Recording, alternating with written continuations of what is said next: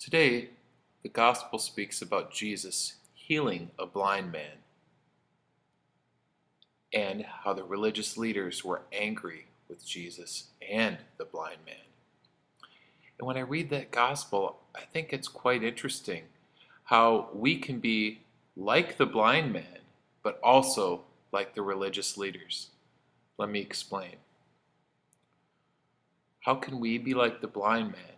Well, blind people can't see. They live in darkness. So that's very parallel to what the gospel tells us about our sin and how sin makes us depressed and emotional and causes darkness in our life through anger and jealousy, rage, obsession, and judgment. All of those things that people don't like. But we need to be in the light and disconnect from that darkness, and we need Jesus to help us do that. Many people, for example, might be addicted to alcohol or to drugs, and they live in the dark. But when they break free from the alcohol and the drugs, they live in the light, and they're no longer bound to that darkness. And sometimes people like myself, when we go to confession and we leave, we feel that we're living in a much lighter world because of the sin that was the darkness. We've let it go. We can also be like the religious leaders. And it's kind of ironic that they're angry at the blind man. And they don't notice that Jesus was the one sent to save all of us. They don't see that through their own arrogance because they felt they were always right.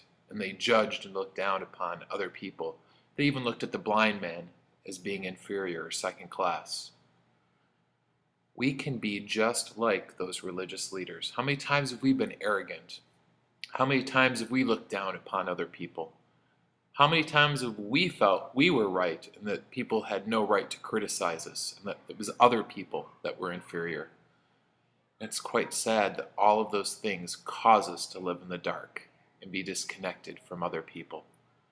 But today, Jesus invites us to do two things.